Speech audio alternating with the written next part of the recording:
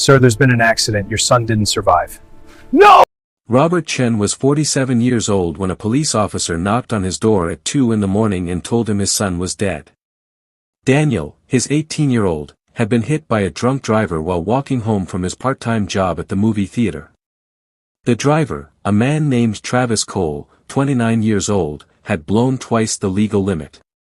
He'd run a red light at 50 miles an hour and struck Daniel in the crosswalk.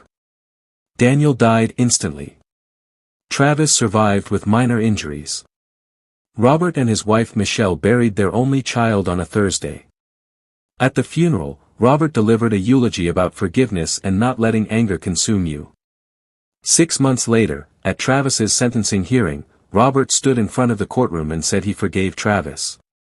He said his son wouldn't want hatred in the world because of his death. The judge gave Travis 8 years. Robert thought that was the end of it. He thought he'd found peace. Then, 2 years after Daniel's death, Robert received an anonymous email with a video attachment. The video was dashcam footage from the night Daniel died. And what Robert saw in that footage made him realize everything Travis had told the court was a lie. This isn't a story about forgiveness. It's a story about what happens when you forgive someone who never deserved it, and whether forgiveness can be taken back once it's given. Robert and Michelle Chen had raised Daniel in Portland, Oregon. He was their only child, born after years of fertility struggles, the center of their world. Daniel was quiet, thoughtful, responsible. He'd worked at the movie theater to save money for college. He wanted to study engineering. He was 3 months from graduation when he died. The night it happened, Daniel's shift ended at 11. He'd texted his mother that he was walking home, said he'd be there in 20 minutes. He never arrived. The police said Travis Cole had been drinking at a bar downtown. He'd gotten in his car despite being visibly intoxicated. Witnesses at the bar said the bartender had tried to take his keys. Travis had pushed past him and left. 15 minutes later, Travis ran the red light at the intersection of Morrison and 12th. Daniel was in the crosswalk. Travis never hit the brakes. The impact threw Daniel 30 feet. He was pronounced dead at the scene. Travis was arrested immediately. Blood alcohol level .16. He told police he hadn't seen Daniel. Said the light was green. Said it happened so fast. He cried. He said he was sorry. He seemed destroyed by what he'd done. Before we dive deeper, let us know in the comments where you're watching from, we'd love to hear from you. And if you're new here, click the subscribe button so you never miss any of our upcoming videos. Robert and Michelle were shattered. The grief was suffocating. But Robert had been raised in a faith community that emphasized forgiveness.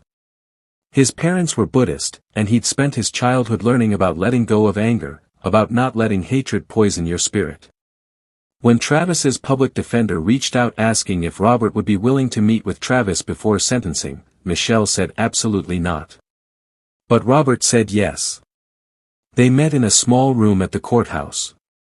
Travis sat across from Robert, thin and pale, looking like he hadn't slept in months. He said he was sorry. Over and over, he said it. He said he thought about Daniel every day. He said he'd been struggling with alcoholism for years and that night was his rock bottom. He said he'd never intended to hurt anyone. He said he'd give anything to undo it. Robert looked at this broken man and felt something unexpected. Pity. Travis seemed genuinely destroyed. Robert asked if Travis understood what he'd taken from them. Travis nodded, tears streaming down his face.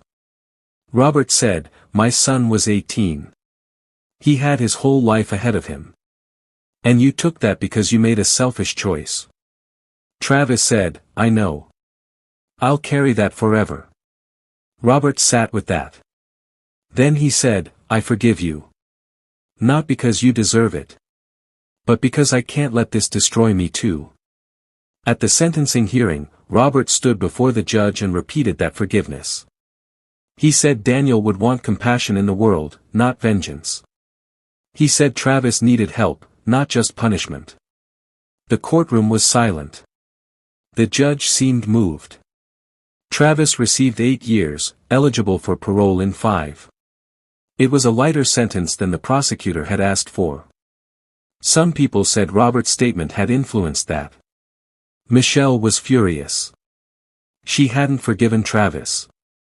She thought Robert's public forgiveness was a betrayal of Daniel's memory. They fought about it for months.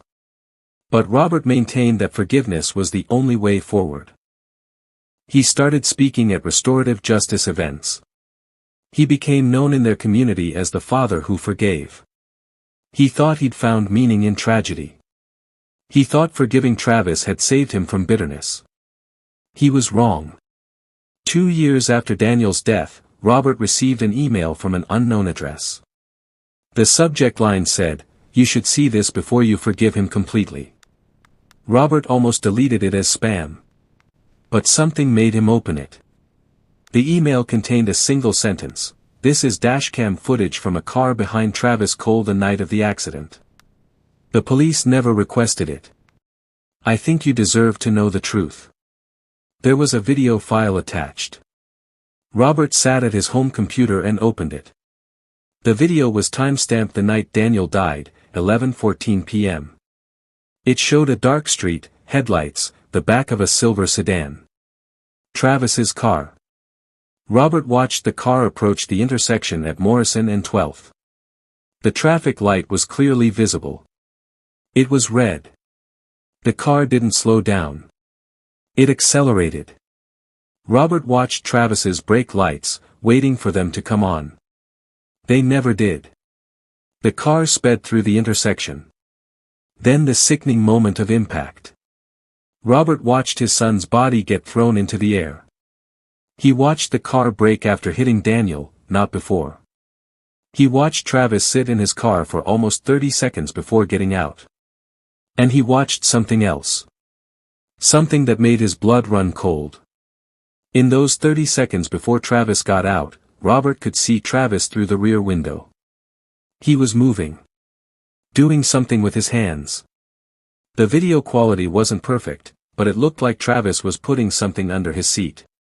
Then Travis got out, stumbled slightly, put his hands to his head. The performance of a drunk person in shock. If this story has your heart racing, comment "I'm still watching." Robert watched the video 5 times. Each time, he saw the same things. Travis hadn't tried to brake before hitting Daniel. Travis had accelerated through a red light. Travis had sat in his car for 30 seconds doing something before getting out. And Travis had stumbled when he got out, but the stumble looked practiced. Like someone imitating being drunk. Robert's hands were shaking. He forwarded the video to a private investigator he found online.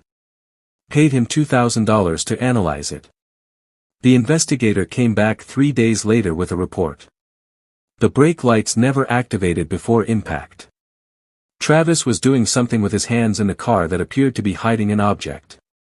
The stumble after exiting looked staged. The investigator said, "I can't prove anything definitively from this video. But if I had to guess, this wasn't an accident caused by drunk driving. This looks like something else." Robert asked what. The investigator said, "Insurance fraud. Road rage. Intentional harm. I don't know. But drunk people don't accelerate through red lights without touching their brakes. They might miss a red light, but their reaction time causes them to brake late, not accelerate. This driver sped up." Robert couldn't breathe. He thought about Travis in that courthouse room. The tears. The apologies. The story about struggling with alcoholism. The claim that it happened so fast, he didn't see Daniel. All of it had been a lie. Travis had seen the red light. He'd seen Daniel in the crosswalk. And he'd accelerated anyway. Robert went to the police. He showed them the video. They reviewed it. They said the case was closed. Travis had been convicted. The video didn't prove intent, just showed what happened. They said even if it showed Travis hadn't braked, he was drunk, his reflexes were impaired, it didn't change the conviction. Robert said, "It changes everything." He lied about not seeing Daniel. He lied about it being an accident. The detective said, "Maybe. But we can't charge him again for the same crime. Double jeopardy. He's already serving time for vehicular manslaughter. Unless you have proof of premeditation or intentional act to kill, this doesn't change the legal outcome." Robert asked what he was supposed to do. The detective said, "Nothing. Your son is still gone. Travis is still in prison. The video doesn't bring Daniel back." Robert went home and told Michelle. She watched the video once and had to leave the room. When she came back, she said, "You forgave him. You stood in that courtroom and forgave the man who murdered our son." Robert said, "I didn't know." Michelle said, "But now you do. So what are you going to do about it?" Robert didn't know. He stopped sleeping. He watched the video over and over, analyzing every frame. He became obsessed with the question, why? Why had Travis accelerated? What had Daniel done to make Travis target him? Or was it random? Had Travis just decided that night to kill someone, anyone, and Daniel was unlucky enough to be there? Robert hired another investigator to look into Travis's background. The investigator found things that made the picture darker. Travis had a history of road rage incidents. 3 complaints filed against him in the 2 years before Daniel's death. One person said Travis had followed them home and threatened them after a traffic dispute. Another said Travis had brake-checked them on the highway repeatedly, trying to cause an accident. None of the incidents had led to charges. Just complaints. But they painted a picture of someone with anger issues behind the wheel. The investigator also found something else. The night Daniel died, Travis had been at the bar for less than an hour. He'd had 3 drinks. Enough to be over the legal limit, yes, but witnesses said he seemed functional, not stumbling drunk. One witness said Travis had seemed angry about something, was muttering to himself, ordered his drinks quickly. Another said Travis had been looking at his phone between drinks, seemed agitated. The investigator tracked Travis's phone records from that night. Travis had exchanged texts with someone. The messages were vague but seemed like an argument. The last text, sent 20 minutes before the accident, said, "I don't care anymore. Someone's going to pay." The investigator couldn't prove who the text was about. But the timeline was damning. Travis had gotten in his car angry, texting threats, and 15 minutes later he'd accelerated through a red light into a teenager in a crosswalk. Robert brought all of this to the prosecutor. The prosecutor reviewed everything. He said, "This is circumstantial. It suggests Travis might have been in an angry state. It suggests the accident might not have been purely accidental. But proving intentional murder? That's nearly impossible. He was drunk. He can claim impaired judgment. And he's already serving time. Unless you have a confession or a witness who says Travis explicitly stated he intended to hit someone, we can't retry him for murder." Felt trapped. He had evidence Travis had lied. Evidence Travis might have intentionally killed Daniel. But legally, nothing could be done. Travis would serve his 8 years, probably get out in 5 with good behavior, and walk free. The man who murdered Robert's son would be out before Daniel would have turned 25. Robert's forgiveness, his public statements, his testimony that helped Travis get a lighter sentence, all of it had been based on a lie. And he couldn't take it back. Michelle stopped speaking to him. She said his forgiveness had betrayed Daniel. Robert said he'd been deceived. Michelle said, "You wanted to forgive. You needed to be the bigger person. And our son's killer got 8 years because of it." She moved out. They separated. Robert was left alone with his grief, his rage, and footage of his son being murdered. 3 years after Daniel's death, Robert did something he never thought he'd do. He went to the prison where Travis was serving his sentence. He requested a meeting. Travis agreed, probably thinking Robert wanted to offer more forgiveness, more grace. They sat across from each other in the visiting room. Travis looked healthier than he had at the sentencing. Prison seemed to agree with him. He smiled at Robert. Said it was good to see him. Said he thought about Robert's forgiveness every day, that it had helped him find peace. Robert placed a tablet on the table between them. He played the Dashcam video. Travis watched it. His face changed. The smile disappeared. When the video ended, Robert said, "You lied to me. You saw him. You accelerated. You killed my son on purpose." Travis was quiet for a long moment. Then he said, "I was drunk." Robert said, "You weren't that drunk. You hid something in your car before you got out. You performed being more drunk than you were." "Why?" Travis said, "I don't remember." Robert said, "That's not true." Travis looked at Robert with something cold in his eyes. He said, "What do you want me to say? That I meant to hit him? I didn't. I was drunk, I was angry about something else, I drove recklessly, and a kid died. I'm sorry." Robert said, "Who were you texting? Who were you angry at?" Travis said, "That's none of your business." Robert said, "You let me forgive you. You sat in front of me and cried and let me think you were a broken man who made a terrible mistake. But you're not. You're something else." Travis leaned back. He said, "Your forgiveness was for you, not me. You needed to forgive so you could feel like a good person. So you did. That's not my fault." Robert left the prison shaking. Travis was right. Robert had needed to forgive. He'd needed to believe tragedy could be met with grace. He'd needed his son's death to mean something, to be a teaching moment about compassion. And Travis had let him believe all of it while serving a fraction of the time he deserved. Robert went home. He sat in Daniel's old bedroom, which Michelle had left exactly as it was. He looked at his son's things. His books. His laptop. His movie theater uniform still hanging in the closet. And Robert realized something. Forgiveness isn't a gift you give someone else. It's a choice you make for yourself. And that choice can be based on a lie. Robert had forgiven a fiction. The remorseful drunk driver who made a terrible mistake.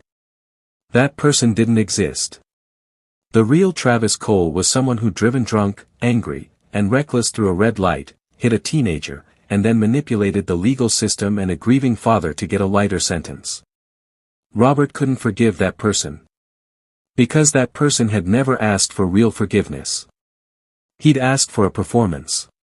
And Robert had given it to him. Robert Chen is 52 now. He and Michelle eventually reconciled, though their marriage is different. Quieter. Sadder. They rarely talk about Daniel, but his absence is always there. Travis Cole is scheduled for release next year after serving 5 years of his 8-year sentence. There's nothing Robert can do about it. He stopped speaking at restorative justice events. When people ask him about forgiveness now, he says it's complicated. He says forgiveness requires truth, and if the truth is a lie, then the forgiveness is meaningless. He says he forgave a man who didn't exist and can't forgive the man who does. This is Robert's hidden chapter. Not Daniel's death. Not even Travis's lies. It's the 2 years Robert spent believing his forgiveness had transformed his grief into something meaningful. The pride he felt in being gracious. The peace he thought he'd found. All of it was built on deception. And when the truth surfaced, Robert had to face something worse than grief. He had to face the fact that he'd helped the man who killed his son get away with murder. Not legally, but morally. His forgiveness had been weaponized against his own child's memory. If you've ever forgiven someone who didn't deserve it, if you've ever been deceived by someone's performance of remorse, if you've ever had to reconcile with the fact that your grace was taken advantage of, then you understand Robert's hidden chapter. Forgiveness is supposed to free you. But what happens when the person you forgave never deserved freedom? When your mercy becomes their shield? When your need to be gracious blinds you to the truth? Robert doesn't have answers. He just has the video, playing in his mind on a loop. His son in the crosswalk. Travis accelerating. The moment that destroyed everything. And the knowledge that Travis is walking free soon while Daniel stays dead forever. Some acts of forgiveness heal. Others haunt. Robert's forgiveness haunts him every single day. What would you do? If you discovered the person you forgave had lied about everything, would you take back your forgiveness? Can forgiveness even be taken back once it's given? Drop your thoughts in the comments. There's no right answer. Just the answer you can live with. Thanks for being here. We'll see you in the next hidden chapter.